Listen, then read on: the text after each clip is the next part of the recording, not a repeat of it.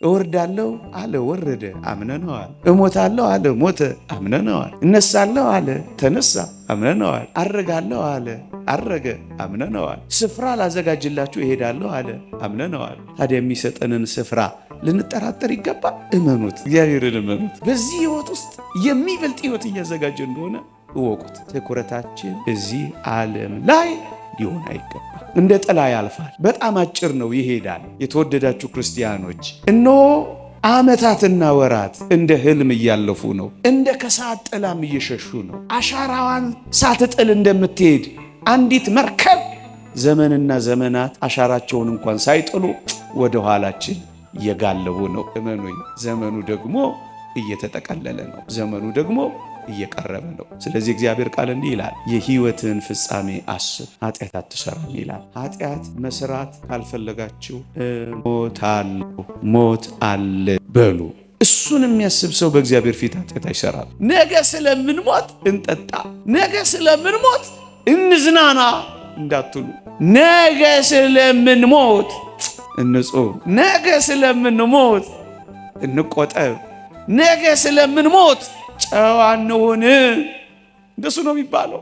ማን ይሆን እዚህ ዓለም ላይማ አላርፍም፣ እዚህ ዓለም ላይማ ረፍት የለኝም፣ ረፍቴ አምላኬ ነው ብላ የምትገሰግስ ነፍስ ምንኛ የታደለች ናት። ማይበሉ እንዳያሰጥማት፣ ወጀቡ እንዳያናውጣት፣ ሃይማኖቷን፣ ክርስትናዋን፣ ንጽሕናዋን፣ ጸጋዋን እንዳይደፍቅባት የምትገሰግስ ነፍስ እንደሱ ነው ወገኖቼ። ግድ የላችሁ፣ የመጽናኛ ቦታ አለን፣ የእረፍት ቦታ አለን። ወደዚያ ልንገሰግስ ይገባል። እንቋችንን፣ ሀብታችንን፣ ጸጋችንን እንዳይወስድብን።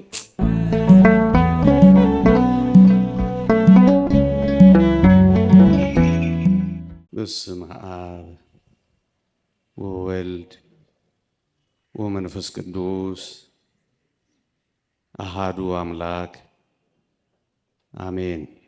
አጠር ላለች ደቂቃ ጉባኤውን ታሳቢ ያደረገ አንዲት ነገር በዚህ ማለዳ አስታውሳችኋለሁ። ለምን እንሞታለን? የተወደዳችሁ የእግዚአብሔር ቤተሰቦች፣ እኔና እናንተ ክርስቲያኖች ጌታችን መድኃኒታችን ኢየሱስ ክርስቶስ በሞት ላይ ያስገኘውን ድል የምናምን ነን። ምዕመናን፣ የክርስትና የሃይማኖታችን ኃይሏ፣ የክርስትና የሃይማኖታችን ጉልበቷ፣ የክርስትና የሃይማኖታችን ብልጫዋ ከፍ ባለ ሁኔታ የተገለጠው ክርስቶስ ሞትን ሲረታ ነው። መቃብር ሁሉን ይዞ ነበረ፣ ሞትም ሁሉን ይውጥ ነበረ። ክርስቶስ ሲመጣ ግን ይህንን ሁሉ አስቆመ። ክርስትና መቃብር ባዶ ያደርጋል። ክርስትና የሞትን ጉልበት አድክሟል። ክርስትና በሞት ላይ ድል ተጎናጽፏል። በሞት ፊት የሚሸበር ክርስቲያን የለም። ሞት ጥርሱ ረግፏል። ሞት ኃይሉ ደክሟል። ሞት ባሩዱ የወጣለት ቀለህ መጫወቻም ሆኗል።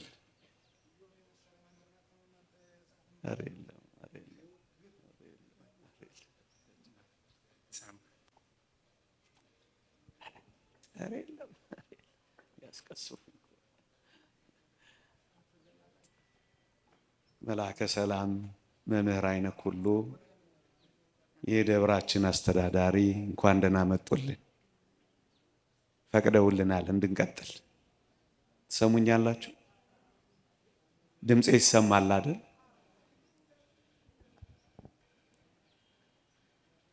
እና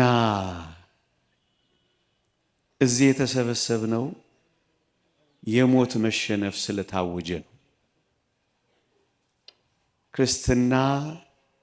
ክርስትና የሆነው በሞት ላይ መፎከር ስለጀመረ ነው። እሱ ነው ክርስትና የሚባለው ወገኖች። ባዶ መቃብር ያየነው በክርስትና ብቻ ነው። መግነዝ ያላሰረው ሰውነት ያየነው በክርስትና ብቻ ነው። ቤተ ክርስቲያን ክርስቶስ ከሞት ከመነሳቱ በፊት ደጆቿን ዘግታ ትኖር ነበር። ምእመናን ፈርታ ያለቀሰች፣ ሐዋርያትን ማለቴ ነው። ጌታችን ከሞት ከተነሳ በኋላ ግን ደጆቿን የከፈተችው በጌታችን በመድኃኒታችን በኢየሱስ ክርስቶስ ሞት ስለተሸነፈ ነው። እኛም ቀና ያልነው ደፍረን ማውራት የጀመርነው ቅዱስ ጳውሎስ እንዳለ ሞት ሆይ መውጊያ የታለ? ሲኦል ሆይ ድል መንሳት የታለ? መፎከር የጀመርነው ከክርስቶስ ትንሣኤ በኋላ ነው። ለዚህ ነው እነዚህን ነገሮች ክርስቲያኖች ሁል ጊዜ እንድናስተውላቸው የሚያስፈልገው። እውነት እንነጋገር ከተባለ የምር ይሄንን ኃይል፣ ይሄንን ጉልበት፣ ይሄንን ጸጋ፣ ይሄንን ብልጫ ብዙዎቻችን ስላልተረዳን በሞት ፊት እንርበተበታለን። ሞት የሰበረን ብዙዎች አለን። ሞት መኖር ያላስቻለን ብዙዎች አለን። የክርስትና ኃይልና ጉልበትን ጥቂት በጥቂት ያልተረዳን አለን። እሱን ለማስረዳት ነው በዚች ማለዳ የመረጥኩት። ለምን እንሞታለን?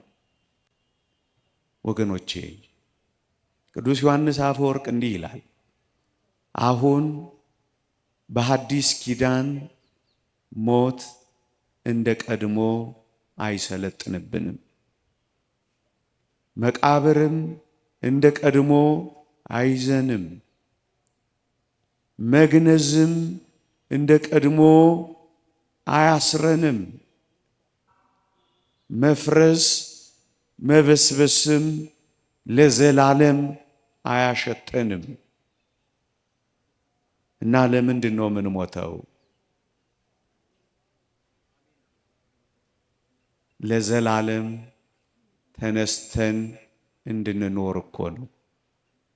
አሁን ለምን እንሞታለን? በአዲስ ኪዳን አጭር መልስ እንድንነሳ ነዋ። ለምን እንሞታለን? ተነስተን ለዘላለም ከእግዚአብሔር ከጌታችን ጋር እንድንኖር ነዋ። ይህንን ታውቁ ይሆን ወገኖቼ? የእናታችን ማህፀን ለዚህ ዓለም እንደሚወልደን የመቃብር ማህፀን ደግሞ ለዘላለም ሕይወት የሚወልደን ሆነን ለምን ወደ መቃብር እንገባለን? ወደ ላይ ሊወስደን። ለምን እንሞታለን? እንድንነሳ።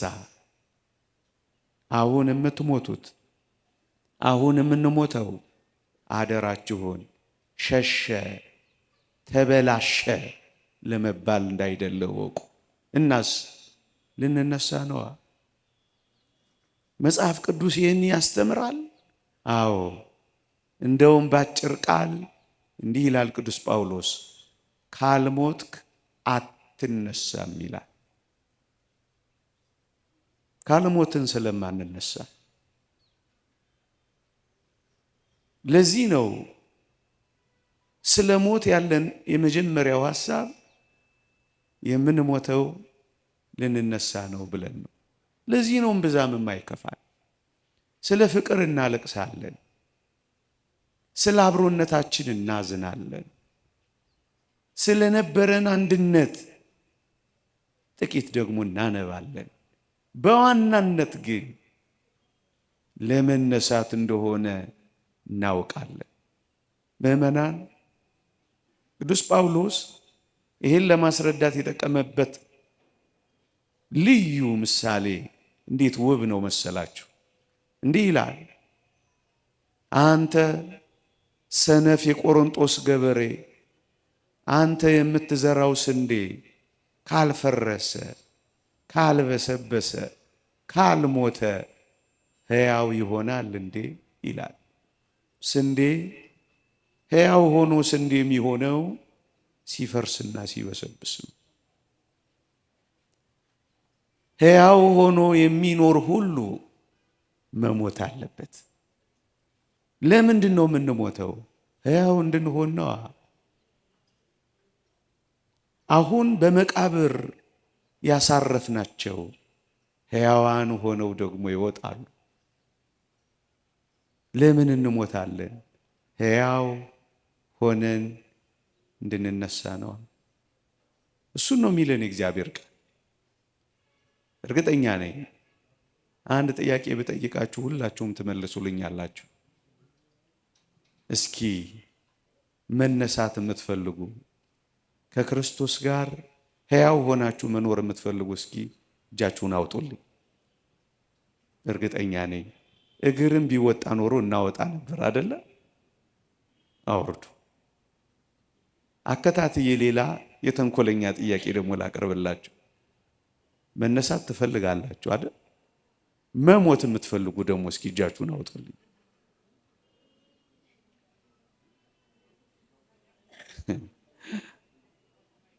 መነሳት የሚፈልግ መሞት የማይፈልግ ትውልድ እኮ ነው። እና በምን ልትነሱ ነው ካልሞታችሁ? እንዴት አይነት ብልጥነት ነው የያዛችሁ እናንተ? እየነገርኳችሁ ካልሞትን እኮ ምን አንልም። መነሳት እየፈለግን መሞት እየተነፋፈግን ይቻላል? ወዳጆቼ እንዲህ አይነት ብልጥነት አያዋጣም። የምንሞተው ልንነሳ ነው። ለመነሳት ምን እናደርጋለን? እንሞታለን። አሁን የምንሞተው ለመኖር ነው። አሁን የምንኖረው ለመሞት ነው። የመጀመሪያው አጠር ላድርገው፣ ልንነሳ ነው። አንድ ሁለተኛ፣ ለምን እንሞታለን? የተወደዳችሁ ክርስቲያኖች አንድ ምሳሌ መስዬ ልቀጥል።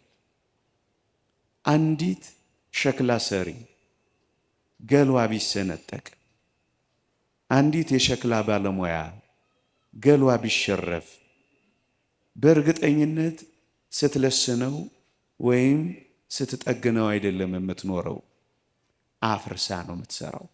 ነው አይደለም? ነው። ይውላችሁ እግዚአብሔር በሞት በኩል በመቃብር በኩል እንድንፈርስ ለምን የፈለገ ይመስላችኋል? ምስጢሩ አንድ ብቻ ነው። አዲስ አድርጎ ሊሰራን ነው። ለምን እንሞታለን? በጣም ውብ አድርጎ ሊሰራን እግዚአብሔር፣ በጣም ምርጥ አድርጎ ሊሰራን እግዚአብሔር፣ በሞት በኩል ሊሰራን እግዚአብሔር ጥቂት በጥቂት ያፈርሰናል እግዚአብሔር። ለምን እንሞታለን? አዲስ አድርጎ እግዚአብሔር ሊሰራን ነው። ይህን የእግዚአብሔር ቃል ይደግፋል። አዎ በሚገባ እንዲህ ይላል ቅዱስ ጳውሎስ፣ በውርደት እንዘራለን፣ በክብር እንነሳለን። በመበስበስ እንዘራለን፣ ባለመበስበስ እንነሳለን። በድካም እንዘራለን፣ በኃይል እንነሳለን ይላል። የከበሩ ዕቃዎች እንድንሆን እግዚአብሔር ያፈርሰናል። ወገኖቼ የእግዚአብሔርን ምስጢርና ጥበብ ተመልከቱ። እግዚአብሔር በሕይወታችን በፍጥረታችን ሁሉ አንድም ነገር ያለ ጥቅማችን አድርጎ አያውቅም። እግዚአብሔር መጥፎ የሚባለውን ነገር እንኳን ምናልባት የመጨረሻው ሞት ከሆነ እሱን ራሱ እግዚአብሔር አዲስ አድርጎ ሊሰራል ያመጣ። ይኸው እንዳነበብኩላችሁ ይኸውላችሁ እያብለጨለጭን የጌታችንን መልክ ይዘን እንደ መስታወት ክብሩን እያሳየን ለመነሳት ነው የምንፈርሰው። ምናልባት ሳጥን ውስጥ ስንገባ የተዋረድን ሊመስል ይችላል። አይደለም፣ በክብር ልንነሳ ነው የምንገባው።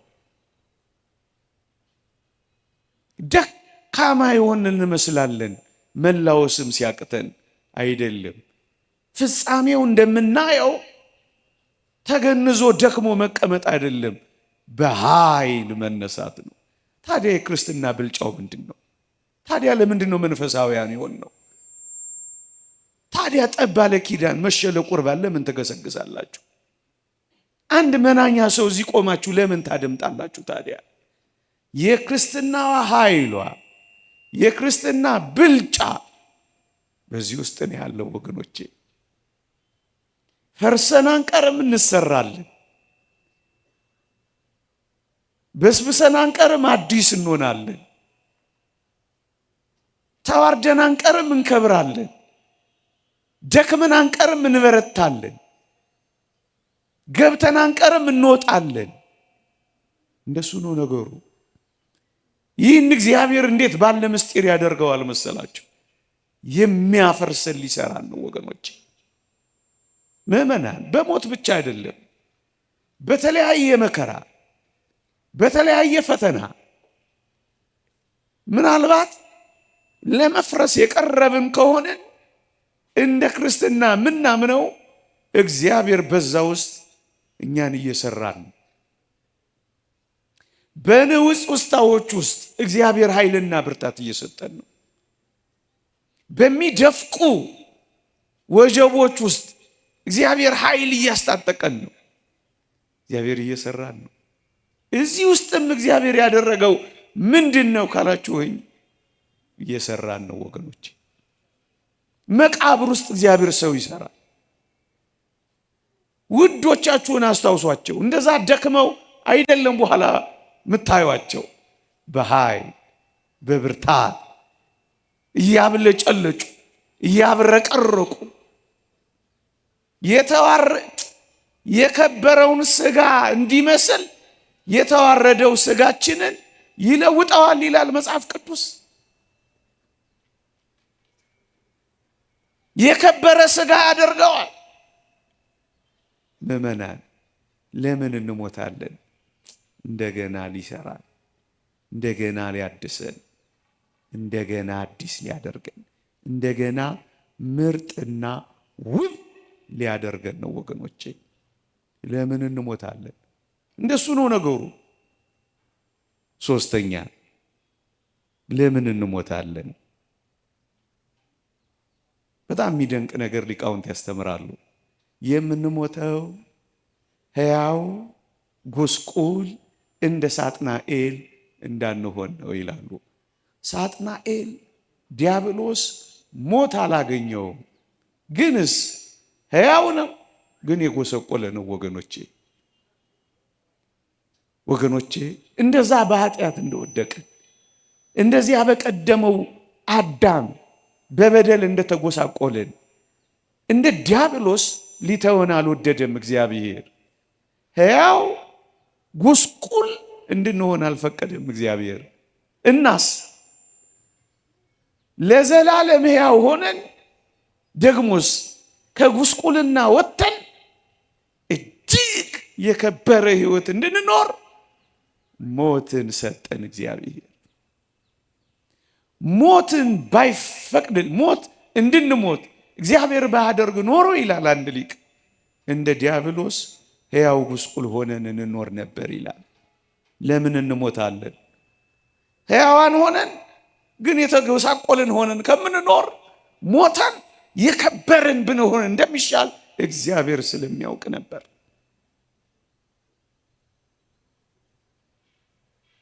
ለመጎሳቆል አይደለም የምንሞተው። ምናልባት ሞተን ስታዩት ጉስቁልና ሊመስላችሁ ይችላል።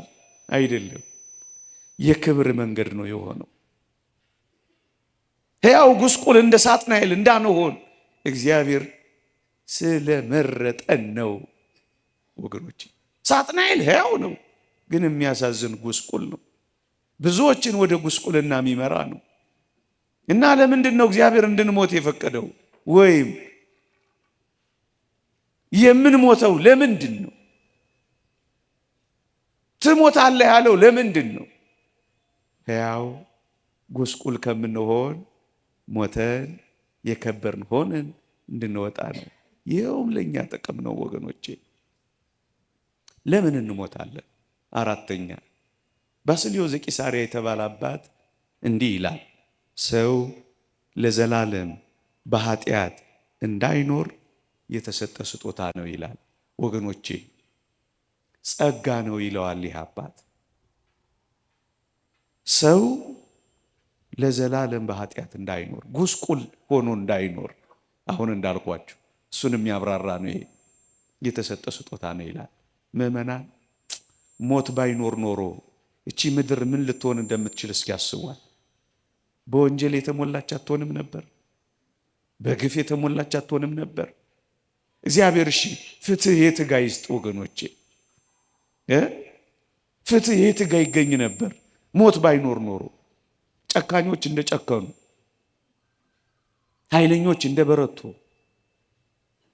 ወንጀለኞች በወንጀል እንደተራቀቁ፣ ጉልበተኞች በጉልበታቸው እንደደፈቁ፣ አታላዮች በማታለላቸው እንደሄዱ፣ ሌቦች እንደዘረፉ፣ አመንዝሮች ሳይደነግጡ፣ እንደዚሁ ምድር ፍትህ አታ እየተጎሳቆለች ልትኖር ይገባ ነበር ወገኖቼ። ፍትህ አያስፈልግም?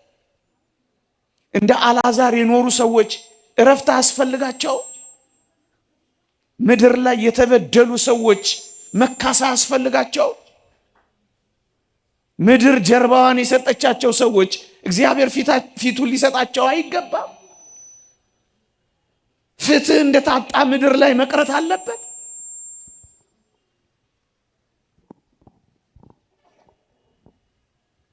እንደዚሁ መቀጠል አለበት? ፍትህ አያስፈልግም? ለዘላለም የሰው ልጅ እንደዚሁ እንደኖረ መኖር አለበት? እንዳስጨነቀ መኖር አለበት? ግፍ እየሰራ መኖር አለበት? ዋጋውን ማግኘት የለበትም? መቀጣት የለበትም? በአውደ ፍትህ መቆም የለበትም? ፍርድ አያስፈልገውም? ለዚህ ዓለም ያስፈልገዋል። ለጭምቶች ክብር፣ ለጨካኞችም ዋጋቸውን ሊቀበሉ ይገባል። እግዚአብሔር የፍትህ አምላክ ነው። ፍትህ ርት የሚያጸነው ደግሞ ከሞት በኋላ ባለው ህይወት ነው። ጥቂት ብዙ ጽድቅ ኖሯቸው ጥቂት ኃጢአት ያላቸው እዚህ ምድር ላይ ዋጋቸውን ጥቂት ይቀበላሉ፣ በዘላለም መንግስት ይከብራሉ። ብዙ ግፍ የሚሰሩ ጥቂት ደግሞ ምድራዊውን ነገር ይሰጣቸዋል እግዚአብሔር። ወዳጆቼ ሁሉንም ማለት አይደለም፣ በአብዛኛው የምድራዊ ምቾት ግን እኔና እናንተ ክርስቲያኖች ልንቀና አይገባም። እግዚአብሔር አንዳንዴ የሰማዩን ስለሚነፍቃቸው የምድሩን ደግሞ ጥቂት ጥቂት ይሰጣቸዋል። ምን ያስቀናችኋል?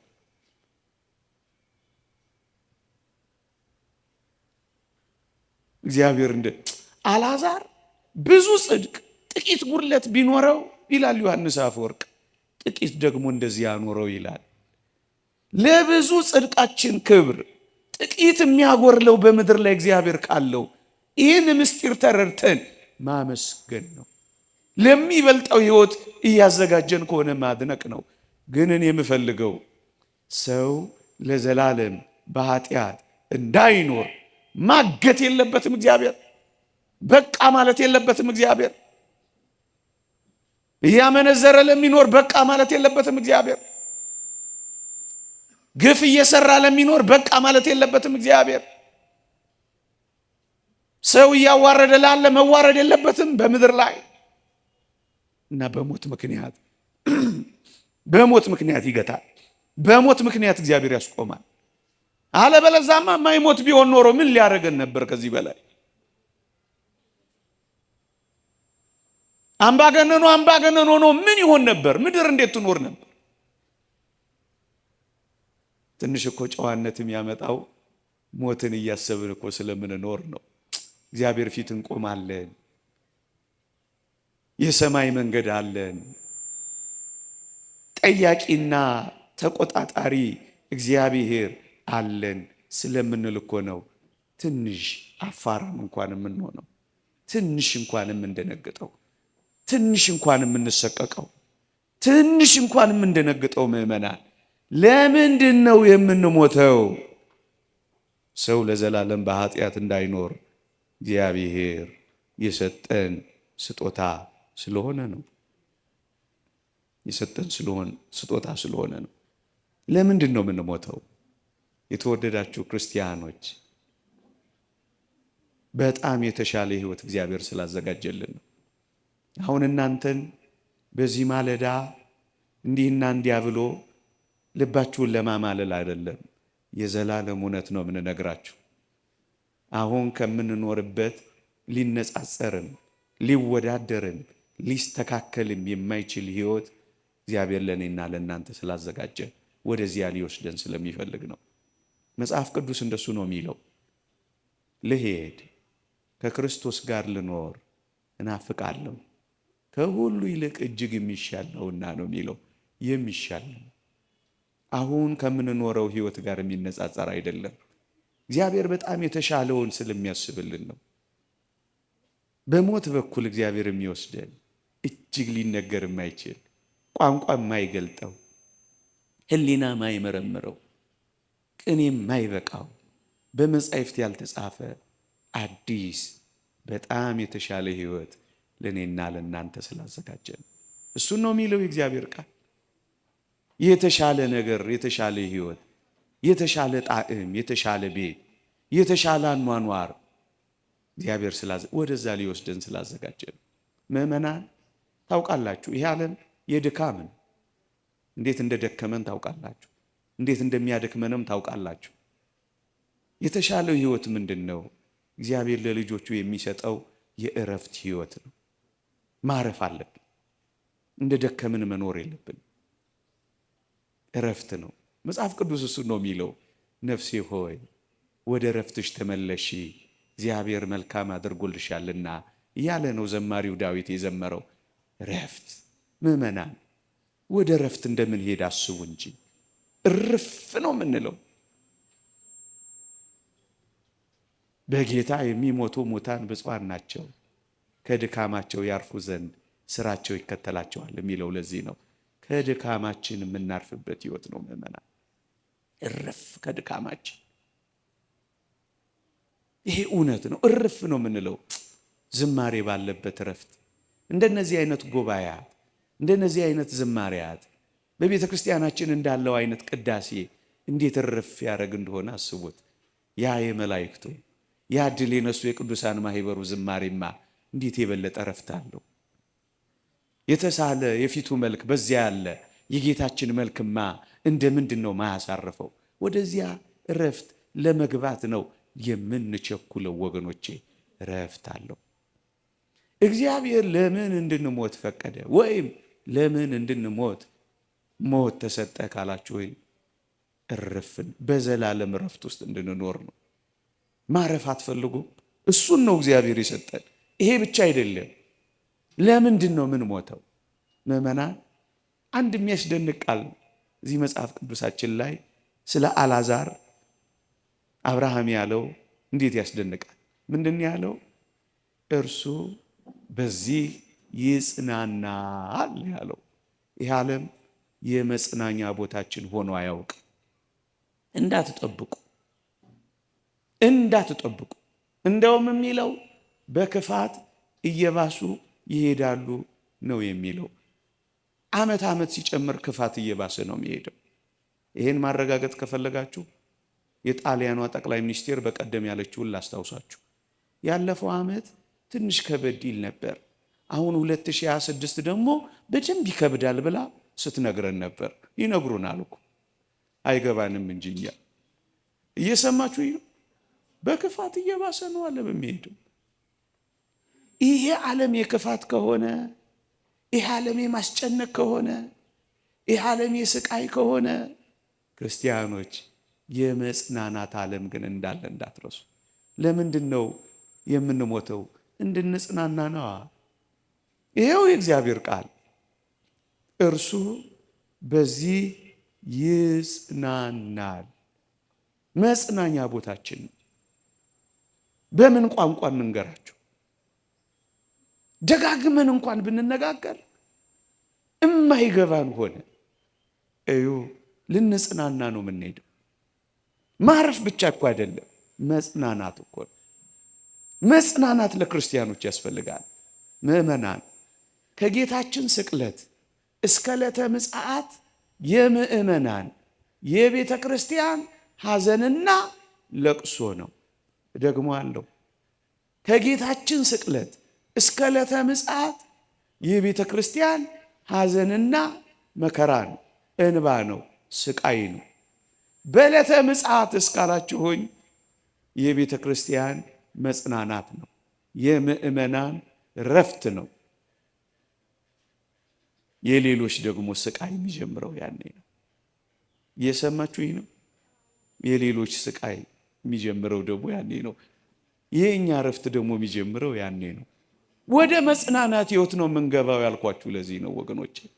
አንዳንድ ሰዎች አሁን ያለችውን ቤተ ክርስቲያን እያዩ ምንድን ነው ይሄ ሁሉ? ለምንድን ነው እንደዚህ ምን ሆነው ብለው ያስባሉ። ወገኖቼ በዚህ ምድር ላይ የምታርፍ ቤተ ክርስቲያን የለችንም፣ የለች። ለምን እንደ ሁሉም ነገር ስትር አይልም? ለምን ሁሉም ነገር ጽድት አይልም? አይልም። ምክንያቱም ምድር ላይ ነን፣ ምክንያቱም ዓለም ላይ ነን። አይልም።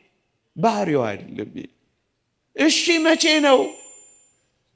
ቅድም ባልኳችሁ ቦታ ነው፣ በእረፍት ቦታዋ። መጽሐፍ ቅዱስ እንዲህ ነው የሚለው፣ ልትሰበር ቀርባ ነበር ይላል።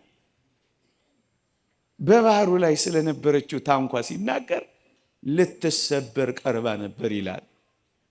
በምድር ላይ ያለችው ቤተ ክርስቲያን ተሰበረች አይልም፣ ልትሰበር ቀርባ ነበር ግን ይላል።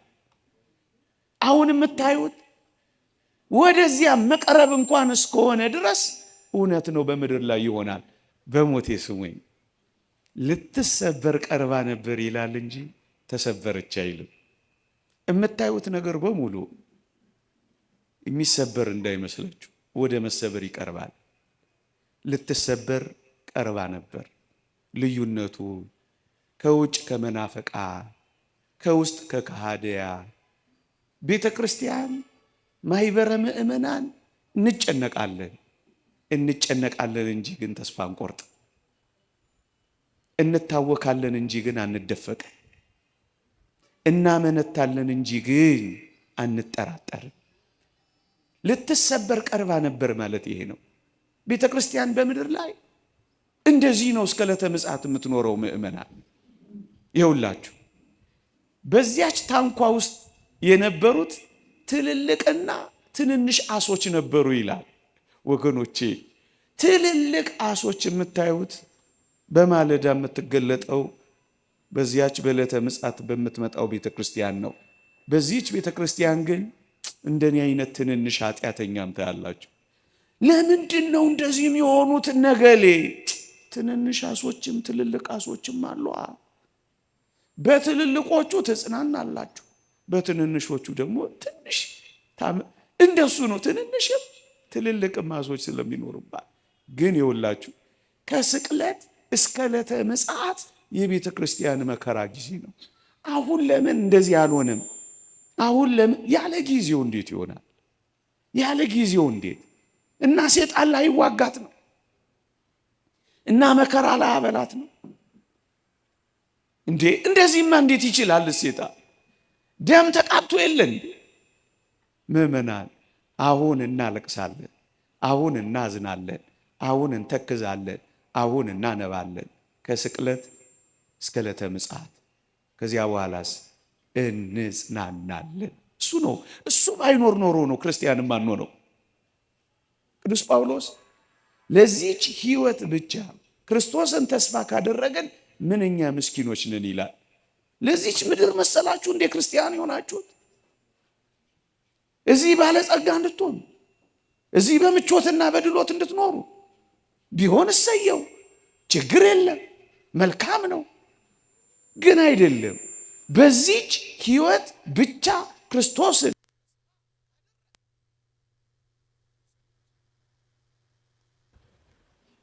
በዚህ ተጸቃይተን በሰማይ ልንጽናና ነው። በዚህ ደክመን በሰማይ ልናርፍ ነው። በዚህ ጎሎን በሰማይ ሊሞላልን ነው።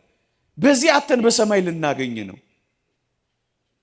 በዚህ ነፍርቀን በሰማይ ልንቦርቅ ነው። በዚህ ለቅሶ ይዞንም በሰማይ ሳቅ ሊይዘን። እንደሱ ነው ኑሮ ክርስቲያኖች። የመጽናናት ሕይወት ውስጥ ሊከተን ነው የምንሞት። አለበለዛማ አትውሰደን ካልነው እንዲሁ እየነፈረቅን መኖር ነው ምእመናን። ስለዚህ ዋናው ምን ይሆን? እየሰማችሁ ይኖ አይደል? እንዳትረሱት። ሰው በሞተባችሁ ጊዜ እናንተም ወደዚህ ሁላችንም እንሞታለን ተብሎ እንደተጻፈ ሁላችንም ወደዚህ መቅረባችን አይቀርምና ሁል ጊዜ በደስታ አስቡት። ልነሳ ነው የምሞተው ብላችሁ አስቡት። እግዚአብሔር አዲስ አድርጎ ሊሰራኝ ነው የምሞተው ብላችሁ አስቡት። እግዚአብሔር የሰጠኝ ጸጋ ከጉድለቴ፣ ከድካሜ፣ ከኃጢአቴ ሊገታኝ ነው ብላችሁ አስቡት። ሕያው ጉስቁል እንደ ሳጥናኤል እንዳልሆን ነው ብላችሁ አስቡት። እግዚአብሔር በጣም የተሻለ ሕይወት ስላለ ነው ብላችሁ አስቡት። መጽናናት ስላለብኝ፣ ማረፍ ስላለብኝ፣ የእረፍት መንገዴ ሊያደርገው ነው እግዚአብሔር ብላችሁ አስቡት። ክርስቲያን እንደዚህ ነው የሚያስበው ወገኖቼ። ብዙ ጊዜ እንማረዋለን እንጂ አላመን ያለው ነው ወገኖቼ። እንዴት አናምነው? ብዙ ነገር አምናችሁ የለዚህ የመጣችሁ እንዴ? እወርዳለሁ አለ ወረደ፣ አምነነዋል። እሞታለሁ አለ ሞተ፣ አምነነዋል። እነሳለሁ አለ ተነሳ፣ አምነነዋል። አረጋለሁ አለ አረገ፣ አምነነዋል። ስፍራ ላዘጋጅላችሁ እሄዳለሁ አለ፣ አምነነዋል። ታዲያ የሚሰጠንን ስፍራ ልንጠራጠር ይገባል? እመኑት፣ እግዚአብሔርን እመኑት። በዚህ ሕይወት ውስጥ የሚበልጥ ሕይወት እያዘጋጀ እንደሆነ እወቁት። ለዚህ ነው አሁን እኛ ክርስቲያኖች ቀና ብለን የምንሄደው፣ የማናፍረው፣ የማንደነግጠው። ይሄ ሕይወት በፍጹም ስለተሰጠን ነው። አጭር ማጠቃለያ ሰጥቼ ያበቃለሁ። ስለዚህ የክርስትናችን ጥልቅና ዋናው ተስፋችን ከሞት ባሻገር ያለው ሕይወታችን ስለሆነ ሰው ክርስቲያን ከሆነ ሞቱን እያሰበ ደግሞ ሊኖር ይገባል። አሁን በዕረፍተ ወልደ ሰማዕት በዚህ ታላቅ መምህራችን፣ ትጉህ መምህራችን፣ ቅን መምህራችን፣ ደግ መምህራችን ለቤተ ክርስቲያን ዕድሜውን ዋጋ ከፍሎ ላረፈ ወንድማችን መታሰቢያ ስናደርግ እኛም ፈቀቅ ብለን በተዘክሮተ ሞት ሞትን እያሰብን ልንኖር ይገባል። ምእመናን ምናልባት ነግሬያችሁ ከሆነ አላውቅም፣ ያ ታላቁ ንጉሥ እስክንድር ምን ያደርግ ነበር ይባላል? ጠዋት በማለዳ አንድ ባለሟል ካልጋው ሲነሳ ንጉሥ ሆይ 1000 ዓመት ንገስ፣ ግን እንዳትረሳ ትሞታለህ እንዲለው ቀጥሮት ነበር ይባላል። ስለዚህ ሞቱን እያሰበ ይውላል። ደግሞ ማታ ሲመጣ ንጉሥ ሆይ 1000 ዓመት ንገስ፣ ግን እንዳትረሳ ትሞታለህ ይለዋል አሉ። ሰው በተዘክሮተ ሞት በእግዚአብሔር ፊት ነፍሳችን እንደምትቆም፣ እግዚአብሔር እንደሚጠይቀን፣ እግዚአብሔር እንደሚቆጣጠረን፣ እግዚአብሔር ፊት እንደሚቆም ሰው ማሰብ መቻል አለበት። ጥንቃቄያችንና ትኩረታችን በአንድ ነገር ላይ ብቻ ያነጣጠረ ሊሆን ይገባል፣ ከዚህ ዓለም ስለመለየታችን። ይሄን እያሰባችሁ ዋሉ እደሩ እያልኩ ሕይወታችሁን አበላሹት እያልኩ አይደለም። ብሉ፣ ግን ደግሞ ብዙ ጾሙ፣ ረፍት አድርጉ፣ ግን ደግሞ ትጉ፣ ስሩ፣ ግን ደግሞ እንደምትሞቱ አስቡ፣ ኑሩ፣ አንድ ቀን ግን ከዚህ ዓለም እንደምንለይ አትርሱ። እንደሱ ማለት ነው ትኩረታችን። ይሄ ዓለም ለመዘጋጃነት ብቻ ነው የተሰጠን፣ ለመስሪያነት ብቻ ነው የተሰጠን፣ ለመሸጋገሪያነት ብቻ ነው የተሰጠን። ይህ ዓለም ትኩረታችን ሁሉ እዚህ ዓለም ላይ ማድረግ የለብንም። እንውለድ፣ እንክበድ፣ እንዳር፣ እንኳን፣ እንስራ፣ እንበልጽግ፣ ግድ የለም። በዋናነት ግን ትኩረታችን እዚህ ዓለም ላይ ሊሆን አይገባም። እንደ ጥላ ያልፋል። በጣም አጭር ነው፣ ይሄዳል። የተወደዳችሁ ክርስቲያኖች፣ እነሆ ዓመታትና ወራት እንደ ህልም እያለፉ ነው። እንደ ከሰዓት ጥላም እየሸሹ ነው። አሻራዋን ሳትጥል እንደምትሄድ አንዲት መርከብ ዘመንና ዘመናት አሻራቸውን እንኳን ሳይጥሉ ወደ ኋላችን እየጋለቡ ነው። እመኑኝ፣ ዘመኑ ደግሞ እየተጠቀለለ ነው። ዘመኑ ደግሞ እየቀረበ ነው። ስለዚህ እግዚአብሔር ቃል እንዲህ ይላል፣ የሕይወትን ፍጻሜ አስብ፣ ኃጢአት አትሰራም ይላል። ኃጢአት መስራት ካልፈለጋችሁ እሞታለሁ፣ ሞት አለኝ በሉ። እሱን የሚያስብ ሰው በእግዚአብሔር ፊት ኃጢአት አይሰራም። ምዕመናን፣ ለዚህ እኮ ነው አባቶቻችን መሬት ዘመዴ ናት፣ ስኖርም ቀለቤ፣ ስሞትም ልብሴ ናት እያሉ መሬት አፈርሽን ቀስ ብዬ ረግጣለሁ፣ ነገ ካንቺ በታች መሆኔን አውቃለሁ እያሉ እየተቀኙ እኮ የሞቱት። አበቃ። ፍጻሜን ካሰብክ ጨዋ ክርስቲያን ትሆናለህ። ፍጻሜን ካሰብክ ግፍ አትሰራም። መልስ እንደምትሰጥ ካሰብክ በጥንቃቄ በምድር ላይ መልስ ትሰጣለህ። ሞት እንዳለብህ ካሰብክ አትገልም። የሚቆጣጠርህ እንዳለ ካሰብክ የሌላ ሰው አትሰርቅም። የሕይወትን ፍጻሜ አስብ፣ ኃጢአት አትሰራም። ኃጢአት አትሰራም። አሞኖስ የተባለ ሊቅ እንዲህ ይላል፣ ሞት ቅርብ እንደሆነች የሚያስብ ሰው ብዙ ህብር ያለውን ኃጣው አይሰራም፣ ብዙ ኃጢአት አይሰራም ይላል። ምዕመናን፣ እንዲህ ባሉ የደጋግ ሰዎች መታሰቢያ በምናደርግበት ቀን ይሄን በማሰብ ጥንቃቄያችን ሊጨምር ይገባል። በንግግራችሁ ተጠንቀቁ፣ በአኗኗራችሁ ተጠንቀቁ፣ በዚህ ምድር ላይ ባለ የህይወት ምልልሳችሁ ተጠንቀቁ፣ የበለጠ ተጠንቀቁ። ጌታችን እንደኖረ፣ ጌታችን እንደተመላለሰ በወንጌል አልሰማችሁም? ስለ ጌታችን የተቀጠቀጠ ሸምበቆን አልሰበረም፣ የሚጤስን የጧፍን ክርም አላጠፋም ይላል። እንዴት በጭምትነት እንደኖረ። አሁን በእኛ መካከል መጣላት ጉዳያችን ሊሆን ይገባ ነበር። መኳረፍስ የኛ ህይወት ሊሆን ይገባ ነበር። መዘራረፍስ፣ መገዳደልስ፣ መናናቅስ፣ አንዱ አንዱን ማዋረድስ፣ ደግሞስ ፍትህ አልባ ሆነን ምድርን ማደየትስ ይገባን ነበር። አያችሁ፣ ሞት እንደሌለበት የሚያስብ ሰው እንደነዛ እንደ ኤጲቅሮሳውያን እንሞታለንና እንብላ፣ ነገ ስለምንሞት እንጠጣ፣ ነገ ስለምንሞት እንዝናና እንዳትሉ፣ ነገ ስለምንሞት እንጾም፣ ነገ ስለምንሞት እንቆጠብ፣ ነገ ስለምንሞት ጨዋ እንሁን። እንደሱ ነው የሚባለው። እንደሱ ነው የሚባለው። ክርስቲያኖች፣ ምዕመናን፣ አንዲት እንቁ የተሸከመች ታንኳ ባህር ላይ ትሄዳለች ልበላችሁ። እንቁ የተሸከመች ታንኳ እንግዲህ ምን ያህል ውድ ሀብት እንደያዘች ተመልከቱ። ታንኳዋ ትሄዳለች ባህር ላይ። ማዕበልና ነፋሳት ተነሳ። ማዕበልና ነፋሳት እንቁ የያዘችው ባህር ላይ በምትጓዘው ታንኳ ላይ ተነሳ። እቺ ታንኳ እዛ ባህር ላይ መቆየት የምትፈልግ ይመስላችኋል? አታረገው። ምንድነው የምታረገው? እንቁዋን እንደያዘች በፍጥነት እየቀዘፈች ወደቧ ማረፍ ነው የምትፈልገው። ምዕመናን እደግመዋለሁ። እንቁ የያዘችው ታንኳ ማዕበልና ነፋሳት ተነስተው እንቁን እስክታጣ ድረስ እዚያ ባህር ውስጥ እስኪደፍቃት ማዕበሉ ላይ መቆየት አትፈልግም። እና ምንድነው የምትፈልገው? ፈጥና ወደ ወደቧ መገስገስ ትፈልጋለች። አንድ ክርስቲያንስ በዚህ ዓለም ላይ ብዙ መቆየት ይፈልጋል?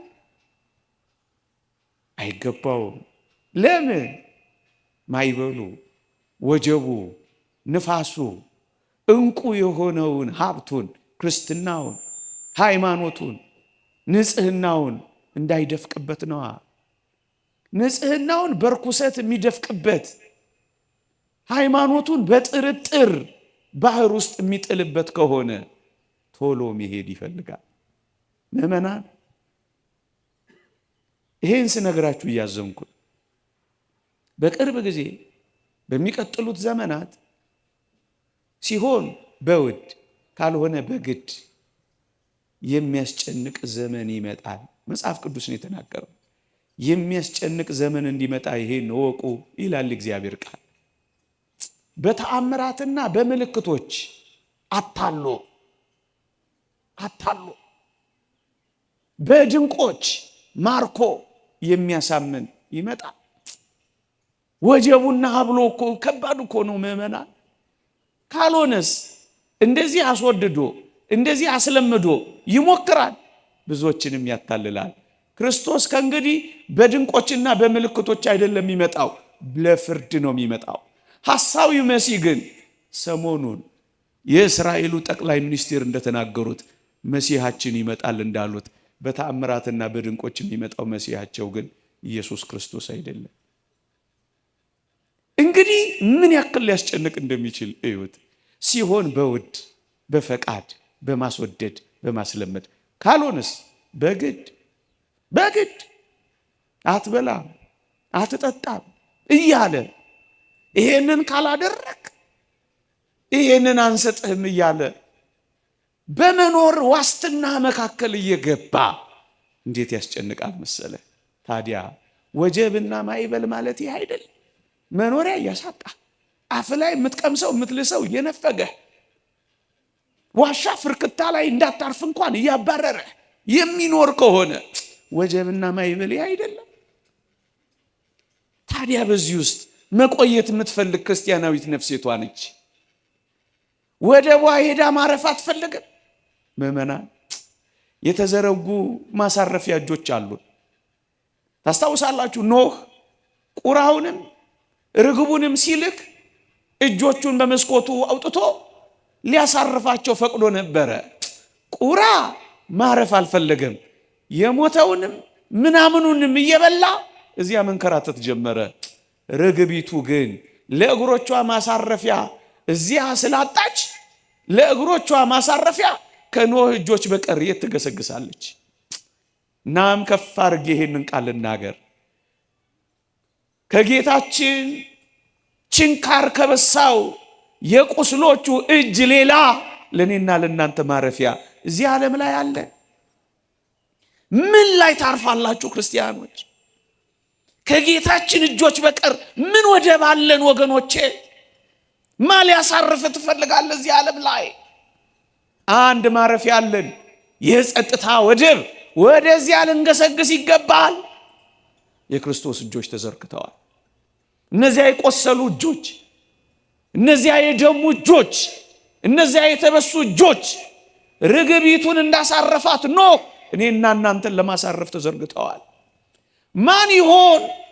እዚህ ዓለም ላይማ አላርፍም፣ እዚህ ዓለም ላይማ ረፍት የለኝም፣ ረፍቴ አምላኬ ነው ብላ የምትገሰግስ ነፍስ ምንኛ የታደለች ናት። ማዕበሉ እንዳያሰጥማት፣ ወጀቡን እንዳናውጣት ሃይማኖቷን፣ ክርስትናዋን፣ ንጽህናዋን፣ ጸጋዋን እንዳይደፍቅባት የምትገሰግስ ነፍስ እንደሱ ነው ወገኖቼ። አውግስጢኖስ እንደተናገረው ነፍሳችን ካንተ በቀር ሌላ ማረፊያ የላትም እንዳለው። ምን ማረፊያ አላት? ምን መተከዣ አላት? ምን መመርኮዣ አላት? ምን መተንፈሻ አላት? ምን መሞረቂያ አላት? ከዚህ እጆች በቀር ምን አላት? ለዚህ ነው ወደ ረፍት ወደባችን ልንገሰግስ ይገባል። በዚህ ዘመን በተለይ ደስ በማሰኙ ወራት፣ የሚሰሙት ነገሮች በሚሰቀጥጡበት ወራት፣ በረቂቅ መንገድ ልናስበው ከምንችለው በላይ ዓለም ሊፈትነን በተዘጋጀበት ወራት ኃይላችን አንተ ነህ፣ ብርታታችን አንተ ነህ፣ መሸሸጊያችን አንተ ነህ፣ ማረፊያችን አንተ ነህ፣ ጉልበታችን አንተ ነህ፣ መደበቂያችን አንተ ነህ፣ መጽናኛችን አንተ ነህ፣ ምርኩዛችን አንተ ነህ፣ ተስፋችን አንተ ነህ፣ መደበቂያችን አንተ ነህ። እሱ ነው የሚያስፈልገን። ሌላ ምን ማረፊያ አለ? እንኳን እኛ ምንም የሌለን ያላቸው እንኳን ማረፊያ አይኖራቸው፣ ያላቸው እንኳን መጠጊያቸው አይኖራቸው። ዛሬ ስንናገር ዓለም ዘግቶናል፣ አልሰማ ብሎናል። ያን ጊዜ ሲናገሩ እነሱ አይሰሙ። ዛሬ እኛን አፋችንን አዘግተው ሊሆን ይችላል፣ ነገ ግን ይሄ ዓለም አፉን ይዘጋል። ዛሬ እኛን ስንጮህ የሚጮኸን አተን ሊሆን ይችላል፣ ያን ጊዜ ግን ይጮሃሉ። እናት የልጇን ጩኸት አትሰማም ይላል። ዛሬ በክርስቲያኖች ላይ ፍጅት ይኖራል፣ ከዕለተ ስቅለት እስከ ምጽአት ብያችኋለሁ። ያን ጊዜ ግን ፍጅት ይሆናል። ከባድ ፍጅት ነው ወገኖቼ። ግድ የላችሁ፣ የመጽናኛ ቦታ አለን፣ የእረፍት ቦታ አለን። ወደዚያ ልንገሰግስ ይገባል። እንቋችንን፣ ሀብታችንን፣ ጸጋችንን እንዳይወስድብን። አንድ ሊቅ እንዲህ ብሎ ይናገራል። ሄሮኒመስ የተባለ ሊቅ ምን ይላል? እቴ ሞት አንቺ ደጃፉን ካልከፈትሽልኝ በቀር የአምላኬን ፊት ለማየት መዝለቂያም የለኝ ይላል። የአምላካችንን ፊት እኮ የምናየው በሞት በኩል ነው ወገኖቼ። ያን የተወደደ የአምላካችንን መልክ፣ ያን የፍቅር መልክ፣ ያን የርኅራኄ መልክ፣ ያን የደግነት መልክ፣ ያ ስሙ ይሄ ነው ሊባል መጠሪያ የሚያጥረው መልክ፣ እሱን የምናየው በሞት በኩል እኮ ነው። እቴ ሞት አንቺ ደጃፉን ካልከፈትሽልኝ በቀር የአምላኬን ማየት አልችልም። ይህ የተወደደ ወንድማችን የሚሰብክለትን አምላክ ለማየት ነው የሄደው። እንዴት ይደንቃል! ትላንት ከኛ ጋር ነበር። ምናልባትም ይሄኔ እዚህ ጉባኤ ላይ እያስተማራችሁ ይሆናል። አሁን ግን እዚያ በአምላኩ ፊት የአምላኩን ፊት እያየ ነው። ምን ይደንቃል! ታድሎ! ይህ እጅግ የሚደንቅ ነው። ክርስቲያኖች ልብ የሚናፍቀው ነው። ጻድቁ ኢዮብ እንኳን ከዛ ሁሉ መከራ በኋላ ምን እንዳላልሰማችሁም? እኔ ግን የሚቤዠኝ ሕያው እንደሆነ አውቃለሁ፣ በመጨረሻም ዘመን በምድር ላይ እንዲቆም ይህ ቁርበቴም ከጠፋ በኋላ በዚያን ጊዜ ከሥጋ የተለየች እግዚአብሔር እንዳያውቃለሁ። እኔ ራሴ አየዋለሁ፣ ዓይኖች የሚመለከቱታል፣ ልቤ በመናፈቅ ዝሏል ይላል። የሚናፍቁት ሰዎች ሲያዩ እንዴት ደስ ይላቸዋል! እሱ የደስታችን ሁሉ ፍጻሜ ነው። እሱ የተድላችን ሁሉ ማብቂያ ነው። በሞት በኩል ነው ወገኖች፣ በሌላ በምንም ነገር የለም። በሞት በኩል የክርስቲያኖች ፍጻሜ ይሄ ነው ወገኖቼ። መጨረሻ ምዕመናን አንድ ነገር ይዘን የምንሄደው አንድ ነገር ቢኖር ሃይማኖታችን ናት፣ ምግባራችን ናት። ስለዚህ እሱ ላይ ልናተኮር ይገባል። ሃይማኖታችሁን አጽንታችሁ፣ ምግባራችሁን አቅንታችሁ። እኔ ዛሬ 10 ምናምን ዓመት ይሆን እንደ መምህር ዘላለም አይነት አንድ ደግ መምህር ነበረ። ጋሽ ግርማ ከበደ ይባላል። ምን አለ ይባላል? ሃይማኖቴን አጽንቼ ምግባሬን አቅንቼ ከሞትኩ አላሉ አንድ ሰው ጥቁር ለብሶ እንዳይቀብረኝ አላሉ። እንደው በረከቱ ይደርብን የሚባል ደግ ሰው ነው በእውነት። አንድ ሰው እውነትም በቀደም እንደነበረው አስደናቂ ስርዓተ ቀብር ነጭ ልብስ ለብሰው ነው የቀበሩት። እንዲህ አይነት መኩሪያ መምህራን፣ እንዲህ አይነት ያስተማሩትን የኖሩበት የሚኖሩትን የሚያስተምሩ ደጋግ ሰዎች ብልጭ ብለው ያጽናኑናል እኮ። በብዙዎች ተስፋ ቆርጠን ቀና የምንልባቸው እኮ ሰዎች አሉን። እግዚአብሔርን የምናይባቸው፣ ቤተ ክርስቲያንን የምናይባቸው፣ ሰው መሆንን የምናይባቸው ሰዎች አሉን እኮ። እነዚህ ሃይማኖታቸው ምግባራቸው ይዘው ነው ወደ እግዚአብሔር የሚሄዱት። ምን ይይዛሉ ታዲያ? ምን ይይዛሉ? ምን? ሳላንዲኖስ የሚባል አንድ የእሳያ ንጉሥ ምን አደረገ ይባላል? ንጉሥ ነው። ወደ መቃብር ስገባ እጄን ከፍ አድርጋችሁ ከመቃብሩ በላይ አውሉኝና ነው የምትቀብሩኝ አላቸው አሉ። እና እጁ ላይ ምን ይዞ ነበር አሉ? ይሄ ሰው እራፊ ጨርቅ ብቻ ይዞ ነበር አሉ። ከዚህ እራፊ ጨርቅ ውጪ ሳላንዲኖስ ምንም ነገር አልሄደም ብላችሁ ለሕዝቤ ንገሩ አላሉ። ምን ይዛችሁ ትሄዳላችሁ? ከቤታችሁ ምናልባት የመዋቢያ ሳጥናችሁን ይዛችሁ ልትሄዱ ትችላላችሁ። መልካም ነው። ወደዚያ ሳጥን ግን ስትገቡ የመዋቢያ ዕቃችሁ የለም። ምሳ ሳህናችሁን ይዛችሁ ልትወጡ ትችላላችሁ ከቤታችሁ። በዚያ ሳጥን ውስጥ ስንገባ ግን ምሳ ሳህናችን የለም። ምንም ከዚህ እራፊ ጨርቅ በቀር ማንም የሚወስደው ነገር የለም። አንድ ጥሪት ግን አለን። አንድ ሀብት ግን አለን። አንድ ጸጋ ግን አለን። አሞኒዮስና አውሳቢዮስ እንደተናገሩት ለቅዱሳን ያላቸው አንዲት ጥሪታቸው ኢየሱስ ክርስቶስ ብቻ ነው እንዳሉ፣ ይህን ሀብታችንን ለመያዝ ተሻሙ። ያ ባለም ለሚስቱ ተቀኘ የተባለው ቅኔ ገጠመ የተባለው ግጥም እንዴት ይገርማል! ሚስቱን እንዲህ አላት አሉ ስትሞትበት፣ አማሻለሁ እንጂ ወጥ አልሰራሽ ብዬ፣ አማሻለሁ እንጂ ጠላ አልጠመቅሽ ብዬ፣ ጣትሽስ ከፈትል ዛሬም አልተለየ አላሉ። ስትሞት እኮ ነው። ወጥ አትሰራ፣ እንጀራ አትጋግር፣ ጠላ አትጠምቅ። አንድ ነገር ግን ታረጋለች በእጇ። ምን? ፈትል ይዛ ትሄዳለች። እና እንደሱ ብዙም ትኩረታችን እዚህ ዓለም ላይ አይሆን። ዋና ትኩረታችን ስለ መሄዳችን መዘጋጃችን ላይ ይሆን። እንሞታለን። የተወደደ የዚህን አስደናቂ የ30 ምናምን ዓመት ሰውነቱን ሳይጠብቅ ለወንጌል የደከመ ልረፍ ብሎ እየታመመ ያላረፈ እኔና እናንተን ለመንግሥተ ሰማያት እንድንበቃለት በእንባ ጭምር ተግቶ ያገለገለ ጠዋት ምድረ ከብድ እኔ ያየሁት እንኳን ማታ ሳሪስ አቦ፣ ጠዋት ጊሸን ማርያም፣ ማታ ቅዱስ ዑራኤል ሲንከራተት የነበረ አቤት ክብሩ! ግን አሁን መምህር ዘላለምን ሲያርፍ አግኝተ ነው። ምንድን ነው ዛሬ ቀንህ ብንለው ባጭር ቃል እንደ አባ ፋም የሰርጌ ቀን ነው የሚል ይመስለኛል። አባ ፋም ይባል አባት አሉ ልክ ሰማዕትነት ሲቀበል ነጭ ልብስ ለብሶ ወጣ አሉ። የምን ነጭ ልብስ ነው አባ ፋም ብለው ጓደኞቹ ጠየቁት አሉ። ሊሞት እኮ ነው። ዛሬማ የሰርጌ ቀን ነው አላቸው አሉ። እና መምህር ዘላለምም እንደዛ ነበር የሚለን ብዬ አስባለሁ። የሰርጌ ቀን ነው።